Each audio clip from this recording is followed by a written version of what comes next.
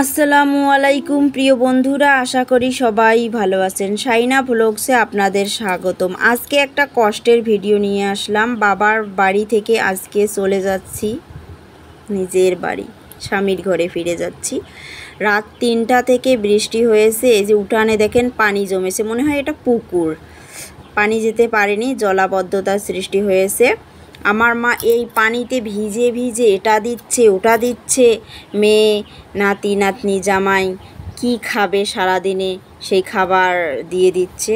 রুটি করেছে, দেশি মুরগির ডিম সিদ্ধ করেছে, মিষ্টি আলু সিদ্ধ করে দিয়েছে, তারপরে গরুর মাংস, ছোটো মাছের ভাজি, ভাত এসব দিয়ে দেয় যে সারাদিনের খাবার। দূরের জার্নি তো, যদি আমরা সকালে 7টায় বের হই, রাত 8টায় এসে পৌঁছি, তাহলে সারা দিনের জার্নি আমাদের কিছু না কিছু খেতেই তো হবে। ভাত না খেলে তো শরীর খারাপ করে দেবে, এজন্য। আর আমার মেয়ে দেখেন কত বড় হয়েছে, মাশাআল্লাহ দিলে। তারপরও তো তার নানিমা কোলে নেয়। হ্যাঁ, তার নানিমা ভীষণ ভালোবাসে তাকে, ও তার নানিমাকে ভীষণ ভালোবাসে। আমার মা এটা নিচ্ছে ওটা নিচ্ছে, আমার হাজব্যান্ড আবার এটা নিচ্ছে। আমার মেয়ের তো ভীষণ মন খারাপ, তার নানিকে ছেড়ে যাচ্ছে। আমারও এদিকে মন খারাপ, ভিডিও করতে ইচ্ছে করতেছে না, তারপরেও করলাম। খুব কষ্ট লাগছে।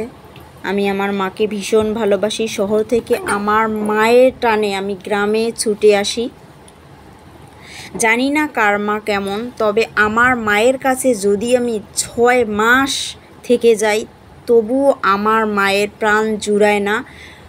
যেদিন টিকিট কনফার্ম তার 2 দিন আগ মুহূর্ত পর্যন্ত আমার মা কান্নাকাটি করে থাকে। আমরা দূরে থাকি, আরও 2টো মেয়ে তার পাশে আছে, মন চাইলে দেখতে পারে, যখন ইচ্ছা তখন দেখতে পারে। তারপরও আমার জন্য, আমার ছেলে মেয়ের জন্য আমার মায়ের যে একটা টান, কি বলবো। ভাই বোনেরা, আপনারা সবাই দোয়া করবেন আমার মায়ের যেন আল্লাহ তাআলা নেক হায়াত দান করে। আর আমিও দোয়া করি বেঁচে থাক পৃথিবীর সকল মা। এই যে এখানে আসলাম, আমার বাবার নিজের অটো।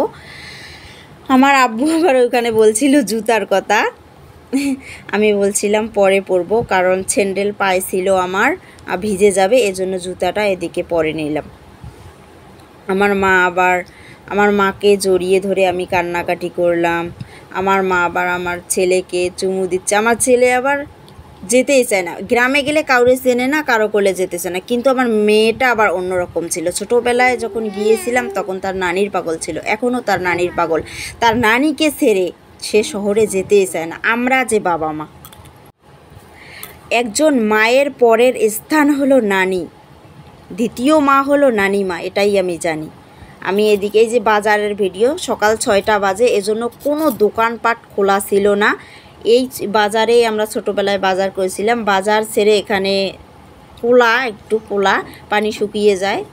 তাহলে বন্ধুরা, আজকের মতো এ পর্যন্ত। যদি ভিডিওটা ভালো লেগে থাকে অবশ্যই লাইক কমেন্ট করবেন।